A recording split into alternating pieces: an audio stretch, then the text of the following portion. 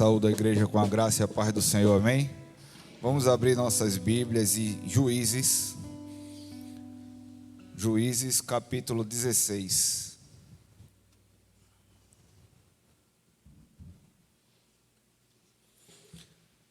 Vamos ler do 21 ao 30. Juízes 16, 21 a 30. O tema dessa mensagem é o herói que perdeu tudo. Geralmente o herói ganha, né? Nesse caso aqui, ele perdeu. Deus não perdeu não, viu? Quem perdeu foi o herói.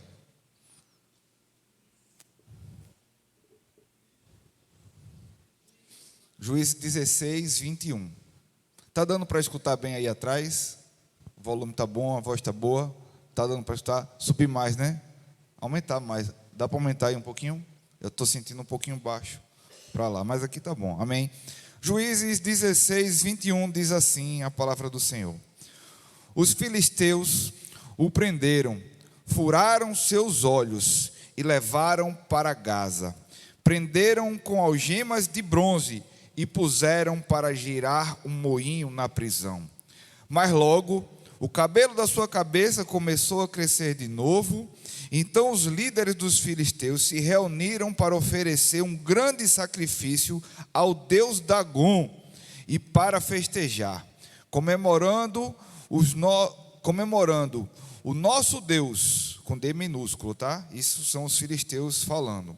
O nosso Deus entregou o nosso inimigo Sansão em nossas mãos. Quando o povo viu, louvou ao seu Deus, Deus minúsculo. O nosso Deus nos entregou o nosso inimigo devastador da nossa terra, aquele que multiplicava os nossos mortos. Com o coração cheio de alegria, os filisteus gritavam: tragam Sansão para nos divertir. E mandaram trazer Sansão da prisão, e eles se divertiam. Quando o puseram entre as colunas, Sansão disse ao jovem que o guiava pela mão: ponha-me onde eu possa apalpar as colunas que sustentam o templo, para que eu me apoie nelas. Os homens e mulheres que lotavam o templo, todos os líderes dos filisteus estavam ali presentes, no alto da galeria. Haviam 3.000 homens e mulheres vendo Sansão, que se divertiam. E Sansão orou ao Senhor: ó soberano Senhor, lembra-te de mim, ó Deus, te suplico, dá-me forças mais uma vez, e faz com que eu me vingue dos filisteus por causa dos meus 2 olhos. Então Sansão forçou as 2 colunas centrais, ao qual estava o templo firmado, apoiando-se nelas, tendo uma mão direita numa coluna e a mão esquerda na outra, e disse: que eu morra com os filisteus. Então ele empurrou com toda a força, e o templo desabou sobre os líderes e sobre todo o povo que ali estava. Assim, a morte de Sansão matou mais homens do que toda a sua vida. Fecha teus olhos. Pai, em nome de Jesus, eis aqui tua palavra e nossos corações, que nós possamos estar aprendendo da tua palavra, do propósito que tem para nossas vidas, que essa palavra é viva e seja viva em nossas vidas e aplicáveis nelas. E assim nós te entregamos esse momento te pedindo: fala conosco, que o pregador diminua e que o Senhor cresça, em nome de Jesus. Amém. Podemos sentar. O herói que perdeu tudo, ele perdeu, mas Deus nunca perde, né? No final, nós vemos aqui o final da história de Sansão. Eu trouxe essa história, essa mensagem há um tempo, no culto jovem, mas na realidade eu falei sobre outro herói, falei sobre o Hulk. Fiz uma comparação entre o Hulk e a história de Sansão, a qual ele também, devido a alguns... Não vou entrar na história do Hulk, eu botei uns vídeos, foi bem divertido e lúdico, mas eu queria mostrar a vocês agora como Sansão, por que Sansão e o que Sansão perdeu em sua vida. Sansão, para introdução rápida, ele foi um juiz de Israel, um líder, né, numa transição entre a fase dos patriarcas e a fase dos reis. Deus levantava alguns líderes em Israel para liderar, governar e principalmente lutar pelo povo. E nesse período Deus tinha levantado um homem chamado Sansão, e o inimigo do povo dessa época era os filisteus. Nesse período, né, a mãe de Sansão não podia engravidar, e ela fez um voto com Sansão para Deus, né, que ele seria nazireu. Isso está lá em Juízes 13:7, e diz assim: mas me disse, tu engravidarás e terás um filho, por isso não bebas vinho nem bebida forte, não coma coisa impura, porque o menino será nazireu de Deus, desde o ventre da sua mãe até o dia da sua morte. Olha o período que ele seria nazireu. E olha a promessa, o profeta entregando, né, para a mãe de Sansão: ele será um nazireu, e desde o ventre até a sua morte. O nazireu, um voto do nazireu daquela época, tinham 3 pilares principais. Os 3 pilares eram que o nazireu não podia beber vinho, e foi aqui dito, ele não podia cortar o cabelo, e ele não podia tocar em mortos. Vou repetir, caso alguém tenha, né, se perdido. Ele não podia tomar vinho, ele não podia cortar o cabelo, e ele não podia tocar em nada morto. Então, esse voto de nazireu não era um voto que foi criado para Sansão. Um voto que já existia, e era um voto de separação, de consagração. Era um propósito de Deus na vida de Sansão, essa separação, essa santificação. Assim também foi um exemplo de nazireu, foi João Batista. João Batista também tinha, lá no Novo Testamento, primo de Jesus, tinha esse voto de nazireu, de consagração a Deus. Por bem, esse homem que tinha um grande propósito de ser um nazireu, um homem separado, um herói para o povo de Israel, ele quebrou todos os votos do nazirenato, né? Assim dizendo. E por isso ele perdeu tudo. E eu queria trazer o foco aqui nas coisas que ele perdeu. O primeiro ponto dessa mensagem, a primeira coisa que Sansão perdeu, ele perdeu a sua visão.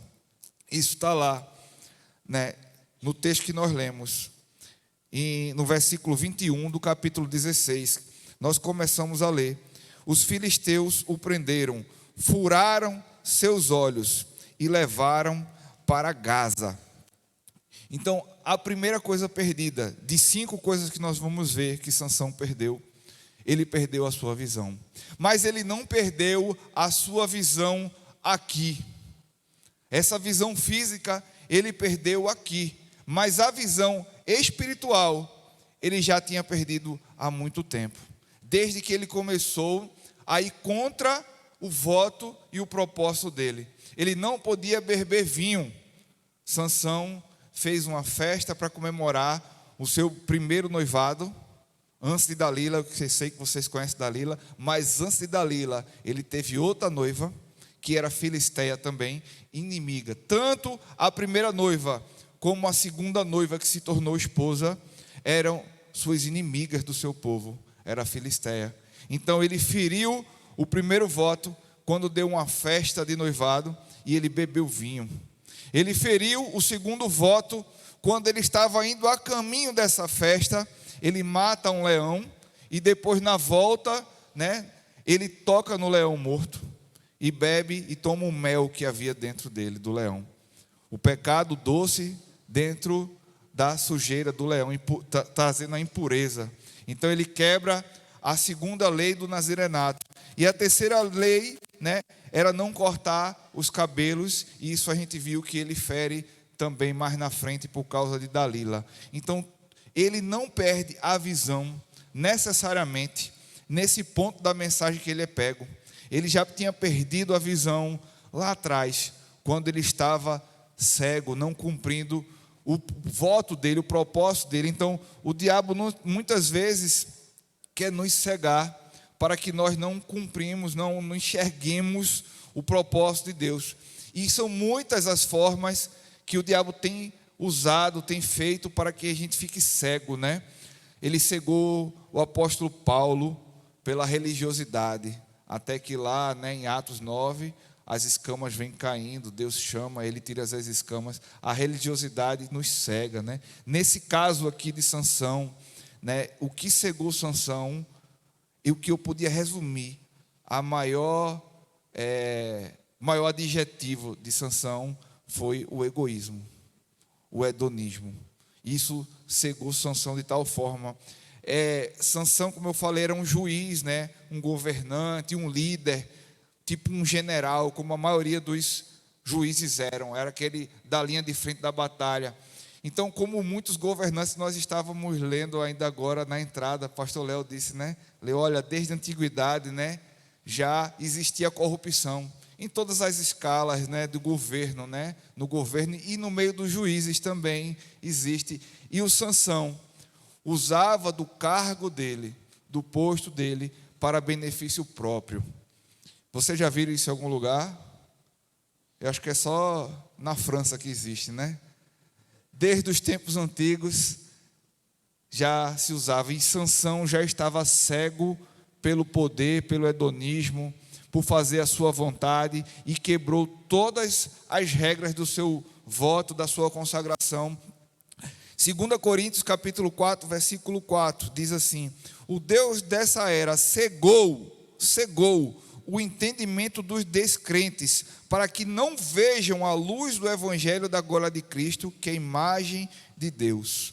Então, amados, o primeiro ponto, o diabo quer nos cegar. O diabo quer dar pratos de lentilhas para que a gente troque os propósitos. Alguém entendeu? Alguém entendeu? Ele quer pratos de lentilhas para que a gente troque o propósito de Deus pelas coisas efêmeras, passageiras, que satisfazem o momento da carne, o hedonismo.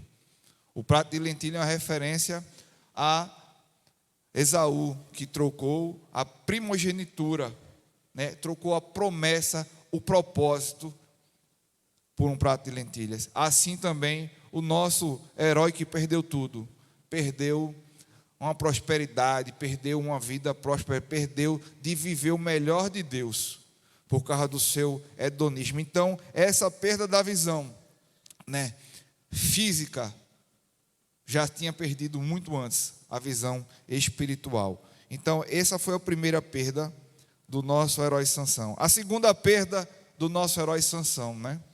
E com relação a Sansão, nós temos que aprender também a tomar cuidado, né? Trazendo um pouco para nós também, sobre a primeira perda ainda, que nós devemos tomar cuidado para que o inimigo não nos cegue, não nos tire do propósito. Nós tenhamos sempre o foco naquilo que Deus nos prometeu, nos constituiu, naquilo que Ele te separou, assim como separou Sansão para um propósito. O diabo vai querer sempre cegar, nos tirar do propósito. Então não perca a sua visão, amém?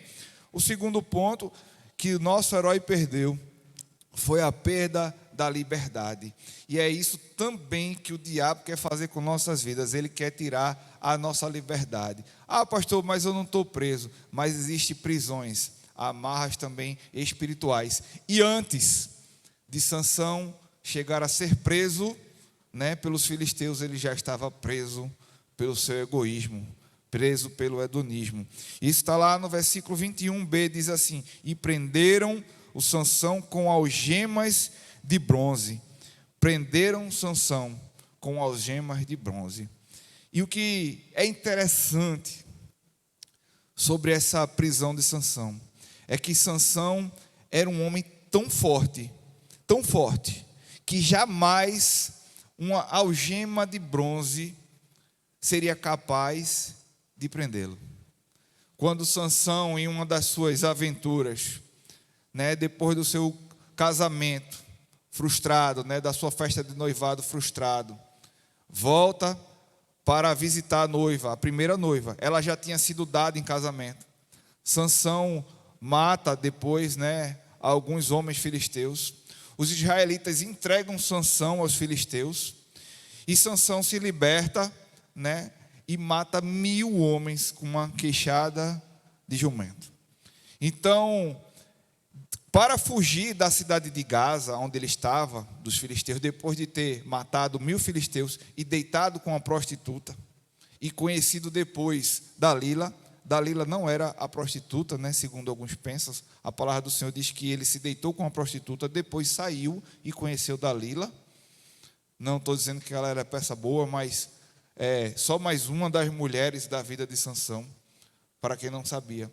O fato interessante, quando ele sai dessa cidade de Gaza, ele pega os portões da cidade, ele arranca os portões da cidade e sai carregando sobre sua cabeça, numa demonstração de força. E os portões da cidade eram atarrachados em pedras gigantes, em dobradiças de bronze, fechaduras de bronze. Eles quebram as fechaduras e carregam sobre a cabeça. Um portão da cidade é uma coisa assim gigantesca, né? Que passa carro, cavaleiro, passa muita coisa. É uma coisa para nós surreal. Então, entenda, eu estou querendo trazer um pouquinho de proporção, né? Do que prendeu Sansão e do que ele já tinha sido libertado, do que ele já tinha feito. Ele já tinha, né, destruído o bronze, não era capaz de segurar o Sansão dentro do seu propósito. Vocês estão entendendo? Quando nós estamos dentro do propósito de Deus, o sobrenatural vem e acontece, porque isso é sobrenatural. Nada é capaz de nos segurar. O Espírito Santo tomava a Sansão de forma que ele agia no sobrenatural. E eu vi uma história certa vez que um elefante, quando ele é pequeno, o seu, né, treinador, ele bate uma estaca no chão com uma cordinha, uma corda, né, razoável, ele amarra na estaca e amarra no pé do elefante. E o elefante pequenino, quando vai, igual uma coleira de cachorro, quando vai fugir, tentar andar, é preso e ele volta, e ele cresce entendendo que ele está preso. Eu estou falando sobre perda de liberdade. E o diabo quer prender-nos, né, nas suas ciladas, quer prender-nos em palavras que ele lança na nossa mente, e ele quer nos prender na área espiritual. É por isso que a gente fala, né, está liberto, está amarrado. Isso é na área espiritual. A gente também, né, liberta, amarra. Então, o elefantinho, ele vai crescendo, ao modo que ele fica, creio que 10 vezes maior do que né, quando é pequeno, mas a corda é a mesma, a tora que está ficando no chão é a mesma, e ele cresce e não sai dali. Toda vez que ele tenta andar e ele é puxado, ele volta, mas ele teria forças de se libertar. Vocês estão entendendo o que eu estou querendo dizer? Então, muitas vezes, nós estamos ainda amarrados em estacas que não deveriam nos prender, porque nós não entendemos ainda o poder da palavra de Cristo na nossa vida. Nós não entendemos que Jesus nos liberta de todas as coisas. João 6,32, né? João 8,32, perdão. Conheceis a palavra e ela vos libertará, né? Jesus é a verdade e a vida. Então é Ele que nos liberta. E por que nós não somos libertos? Por que nós estamos amarrados ainda? Porque nós damos mais vazão, damos mais ouvidos, muitas vezes, à voz do inimigo do que à voz de Deus. Deus não nos criou para sermos presos. Jesus é que nos liberta. E Sansão estava preso, estava amarrado, né, como um elefante. Nessa situação ele se deixou ser preso. Aquele bronze que não seria capaz de aprisionar Sansão estava aprisionando. Então tem coisas que não são capazes, não deveriam ser capazes de te aprisionar, e estão nos aprisionando. Sabe por quê? Porque a gente esquece que temos um Deus que liberta. Então, ore a Deus, o que é que tem te aprisionado? Eu vou dizer algumas coisas que nos aprisionam: cigarro, bebida, mulheres, jogos, vícios. São tudo cadeias. São tudo cadeias que têm aprisionado, roubado nosso tempo, tirado nossa intimidade. Então, o que é que liberta, pastor? É Jesus. Olha, casa de recuperação não recupera, né? Presídio não recupera ninguém. O que recupera as pessoas é Jesus. É quem nos recupera, é quem nos livra, é quem nos liberta dessas cadeias, né? Tem o louvor, há poder no nome de Jesus para cadeias quebrar. Amém? Então, segundo ponto, amados, o que Sansão perdeu, além da visão, foi a sua liberdade. Agora ele estava preso, ele estava amarrado. A terceira perda de Sansão, bota aí, ele perdeu a direção da sua vida. Ele perdeu a direção da sua vida. Versículo 21c. E puseram para girar um moinho na prisão. E puseram Sansão, um homem forte, um homem respeitado, que eu vou dizer daqui a pouco. Ele perdeu a direção da sua vida. Ele estava agora andando em círculos. Ele estava girando. Ele acordava, começava a girar, dormia, acordava e começava a andar em círculos durante a sua vida, né? Preso. E é isso que o diabo faz quando nos aprisiona, ele nos faz andar em círculo. E eu tenho visto muitas pessoas jovens acordando, dormindo, sem saber para onde estão indo, sem saber para onde vão chegar. E aí, o perigo disso, que qualquer proposta serve, né? É igual você estar numa parada de ônibus, e você vai para onde? Ah, não sei, o primeiro ônibus que chegar, eu vou pegar e vou me embora. E aí você vai chegar aonde com isso? Então nós temos que ter uma direção na nossa vida. Sansão tinha uma direção, deveria ter e teria uma direção clara, que era libertar o povo, era combater os filisteus. Mas ele estava aí agora, fisicamente, rodando, né? Feito cachorro rodando atrás do seu rabo, né? Mas ele já tinha perdido a sua direção espiritual. Quando ele se enfeitiçou, quando ele buscou a primeira, né? A primeira noiva filisteia, a segunda noiva filisteia, quando ele se perdeu no seu hedonismo. E aí você vê o poder da mulher, né, em dar uma direção também para o homem. O poder da mulher sobre o homem. Ela tem esse poder, né, de construir com ele ou derrubar tudo. Por isso que o provérbio diz que a mulher sábia, ela edifica o seu lar. Como ela edifica o seu lar? Apoiando o seu marido, incentivando o seu marido, fazendo ele andar para frente, não andar, né, em círculos. E a gente vê que lá em Juízes 16:16, olha só que coisa interessante.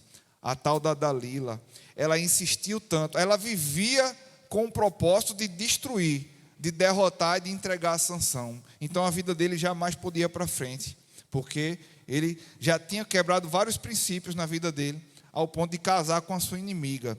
E aí, 16:16, e disse assim: visto que ela importunava todos os dias com suas palavras, cansou-se tanto a sua alma, que se angustiou até a morte. Deixa eu repetir. Olha só, de tanta mulher importunar o tal do Sansão, ele perdeu a direção da sua vida, e disse assim: visto que ela importunava tanto todos os dias, não foi uma vez só não, ela vivia para importunar, ela importunava tanto com suas palavras, e cansou ele tanto a sua alma ficou angustiada até o ponto de morrer. Ele estava ao ponto de morrer de angústia com esse casamento. Então ele revelou tudo: jamais se passou navalha em minha cabeça, porque sou nazireu desde o ventre materno. Olha só, ele revelou o propósito dele a seu inimigo, a sua inimiga. E ele disse: eu sou nazireu desde o ventre. Ele está reconhecendo aqui que quebrou todos os votos. Ele está reconhecendo que ele sabia que era nazireu desde o ventre da sua mãe. Então ele andava em círculos ao ponto, né, de agora estar se entregando a uma vida, né, um herói que perdeu tudo, uma vida medíocre, uma vida, como eu posso dizer, uma vida que tinha perdido o propósito, ao ponto dele ser infeliz, a palavra é essa, dele ter uma vida infeliz.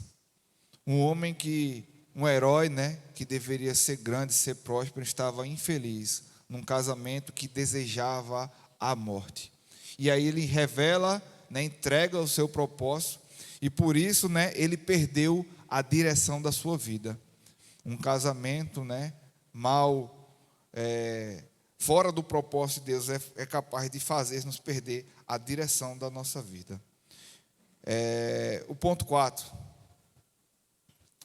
Né, a conclusão do ponto 3, então nós devemos, né, vigiar, orar ao Espírito Santo para que um casamento seja união de propósito, não ter o jugo desigual, né? A gente fala muito isso. Nós temos que estar alinhados com o propósito de Deus para a vontade de cumprir a vontade dele. O ponto 4, ele perdeu a adoração. Ele perdeu a visão, perdeu a direção, perdeu a liberdade. E agora o que é que ele perde? A adoração. O versículo 23 diz assim: então os líderes dos filisteus se reuniram para oferecer um grande sacrifício a seu deus Dagom, para festejar, comemorando: o nosso Deus entregou o nosso inimigo Sansão em nossas mãos. Ou seja, agora Sansão estava no templo, coisa que ele deveria estar com mais frequência, né? A gente não vê uma vida de adoração de Sansão. Mas agora o final disso, ele estava num templo, mas não era mais o templo do Senhor. Ele já estava no templo agora de Dagom, o templo de um deus filisteus, um deus que fazia, né, segundo eles, as plantas crescerem, fazia a lavoura crescer, um deus que eles adoravam. E agora Sansão, que não tinha uma adoração a Deus, estava na casa de adoração ao Deus dos filisteus. Isso é triste porque reflete uma visão espiritual, uma posição espiritual que nós vemos muito. Tem muitas pessoas, muitas vezes, que vêm para a casa do Senhor, mas não estão verdadeiramente aqui. Estão adorando a um Deus Dagom inconscientemente. Estão nos seus celulares, estão com o pensamento longe, estão, né, dando as costas para o Senhor todo momento, conversando, indo lá atrás. Isso tem me incomodado ultimamente. Eu tenho falado bastante com os jovens a despeito disso. Digo: você está em que templo? Onde é que você está de verdade? Você está só de corpo presente? Seu espírito está aqui adorando ao Senhor, o espírito de verdade, ou a gente está pensando no que tem que fazer depois, no que tem que fazer antes? É difícil domar a nossa mente, eu sei. É um campo de batalha. Está difícil? Vamos fazer um jejum. Vamos orar. Vamos se separar. Você tem um propósito. Você não veio aqui por acaso. Olha, não é mais uma etapa igual a Marta e Maria. Você veio servir. De vez em quando a gente tem que voltar ao primeiro amor, entender o que a gente está fazendo de verdade, né? A gente está louvando para o Senhor, a gente está fazendo introdução. Então faça com amor, com sorriso. Não venha cumprir tabela, né? Nós no altar também. E a cada serviço, e a cada lugar, a gente às vezes perde a adoração, porque a gente está só numa escala, cumprindo um ritual, ou o domingo, velho domingo, né? Eu tenho que ir, só um compromisso. Não seja assim, né? Como Sansão. Vamos voltar ao primeiro amor, adorar o Senhor de verdade, para que a gente não perca, né, de verdade esse lugar de adoração, como Sansão. Certamente ele estava ali na casa de Dagom, olhando ali aquele templo e tendo saudade, sentindo falta da casa do Senhor. Que a gente possa valorizar, ser grato a Deus por ter esse lugar para adorar o Senhor. E aqui é a casa do Senhor, né?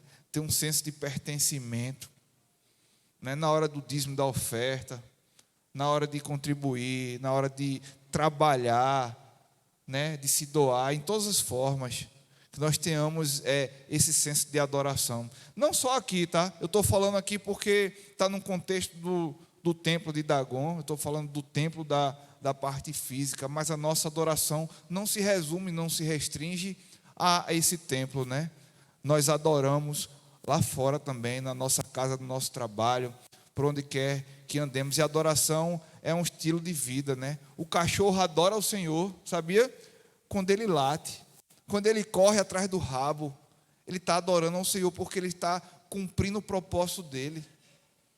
O gato adora o Senhor quando mia, quando pega barata, né? Ou quando ele passa lá para nos divertir, e por aí vai. Cada animal adora ao Senhor quando cumpre o seu propósito. Então, será que nós temos adorado ao Senhor? Qual é o teu propósito, né? Você foi feito para adorar ao Senhor. Você foi feito para levar essa palavra a outras pessoas. Senão você se convertia e Deus levava. Então, se a gente se converteu e está aqui, é porque você ainda tem algo a fazer. E é levar mais pessoas a adorar. Isso é tão profundo, né? Nada disso está escrito. Espírito Santo. Isso é tão profundo que lá no céu, a única coisa que resta é a adoração. E você vê os anjos adorando e nós vamos adorar o tempo todo. Santo, santo, santo. Santo, santo, santo. Um para Deus Pai, Deus Espírito Santo, Deus Filho. Santo, santo, santo. E de 3 em 3, santo, santo, santo. E a gente vai viver falando isso. Ah, pastor, mas isso não é simples, não é pequeno falar só santo, santo, santo. Eu digo, olha, quando você falar, cada vez que você falar santo, santo, santo, você vai sentir o seu propósito fluindo. Você vai sentir um prazer, como se estivesse comendo uma picanha. Como se estivesse tomando uma Coca-Cola. Então você vai querer falar o tempo todo, santo, santo, santo, porque também você vai sentir uma adoração fluindo, você vai sentir, né, aquela unção.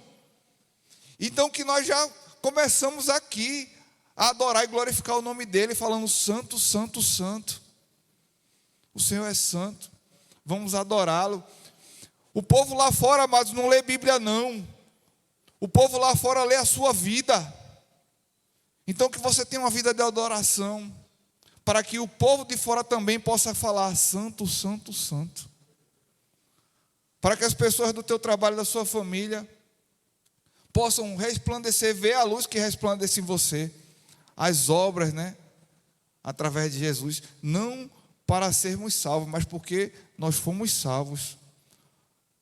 A palavra do Senhor diz que nós fomos salvos não pelas obras, mas para as obras. Posso ouvir um amém? Então, não perca, como Sansão perdeu, a oportunidade de viver em adoração. O ponto 5, ele perdeu o respeito. Isso é claro, né? Versículo 24 e 25, no texto que nós lemos. Quando o povo viu, louvou a Deus. Que povo? Os filisteus. Viu o quê? Sansão humilhado. O ímpio adorou a Deus. Por quê? Viu Sansão humilhado. Adorou o Deus, né? Dagon. O nosso Deus nos entregou o nosso inimigo devastador da nossa terra, aquele que multiplicava os nossos mortos. Isso é tão impactante que Sansão teve um propósito, e um dos propósitos deles era matar. É interessante, era matar os filisteus, era destruir os filisteus, para que o povo de Israel sobrevivesse. Então, por isso que o povo se alegrava, porque o inimigo estava, né? O povo se alegrava porque agora ia cessar a morte desse povo, dos filisteus.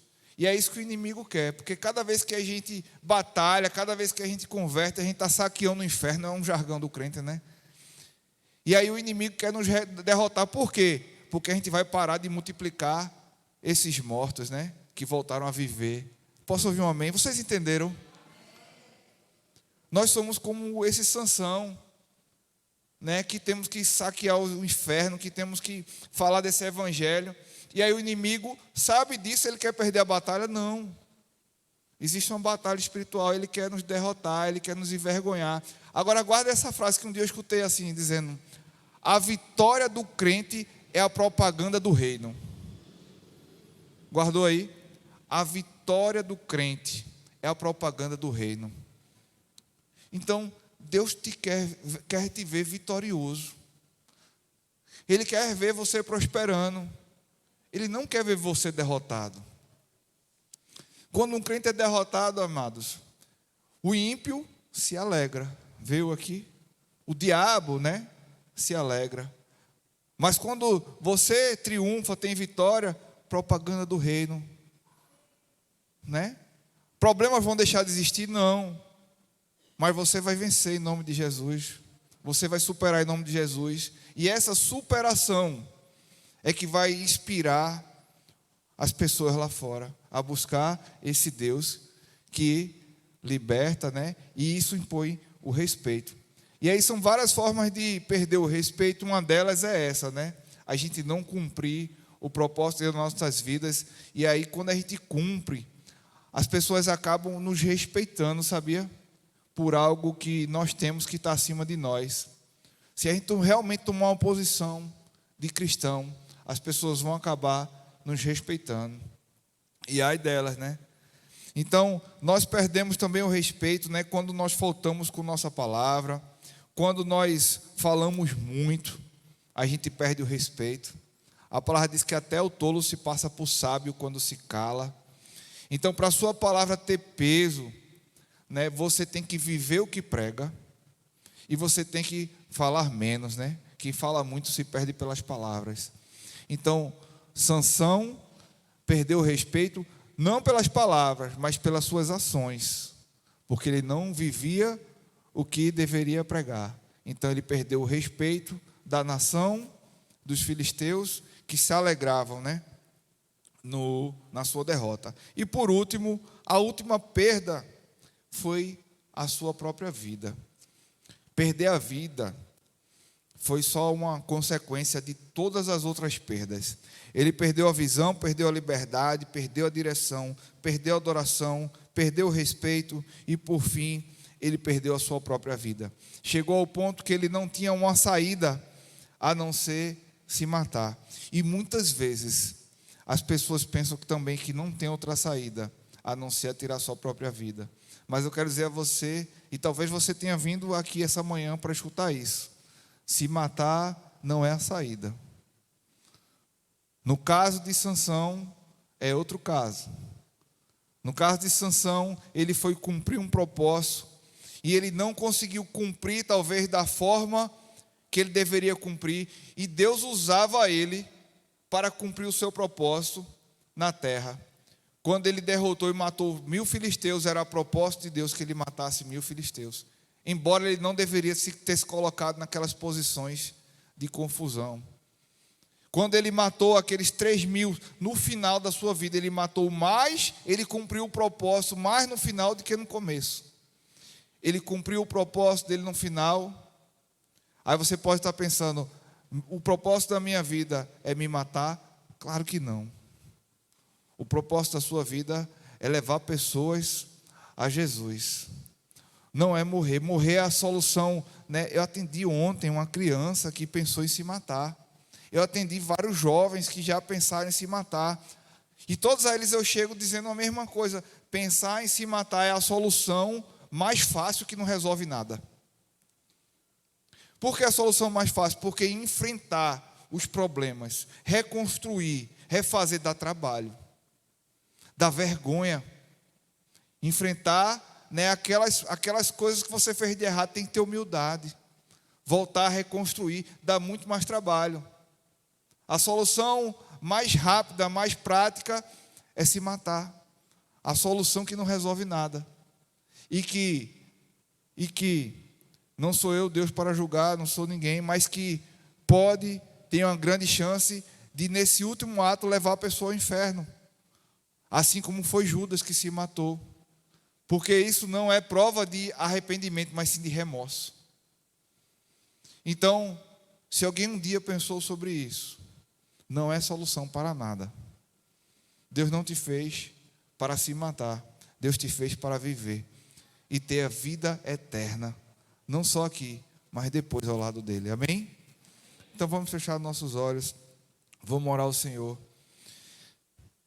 Essas perdas que Sansão teve, essas perdas que nós já tivemos bastantes delas, não veio a resultar numa perda maior. Não veio a resultar na perda da salvação. Mas, ao contrário, o Senhor veio a nos dar forças para continuar, para permanecer. Ó Senhor, tudo que foi perdido não se compara com o que há de vir, Senhor. Nos lembra, Senhor, nos revela teus propósitos para nossas vidas, para que nós possamos assim ser motivados, Senhor, para assim que nós possamos, Senhor, estar alegres na tua presença, Senhor. Tira toda a tristeza que causa, Senhor, a depressão. Eu repreendo pelo nome de Jesus todo espírito de tristeza e de depressão que tem rondado as nossas vidas, esse espírito de desânimo, esse momento que nós temos de pensar em desistir de tudo. Desistir não é a solução. Coloque em nós, Senhor, teu Santo Espírito, assim como vinha sobre Sansão para cumprir o seu propósito, dando uma força sobrenatural. Eu declaro hoje sobre a tua igreja uma força sobrenatural que vem do teu Santo Espírito, para cumprirmos, Senhor, o nosso propósito, Senhor. As dificuldades querem nos desmotivar, Senhor, querem trazer as perdas que já tivemos, muitas perdas em nossas vidas, mas tu é capaz, Senhor, de restituir, de nos abençoar, quando nós voltamos para os teus propósitos. Abençoa a vida de cada um, Senhor, que está aqui hoje, pensando, Senhor, com o que fazer quando sair daqui. Que o teu Santo Espírito venha a nos revelar o nosso propósito, Senhor. E assim nós te entregamos esse momento, em nome de Jesus. Amém. Vamos louvar.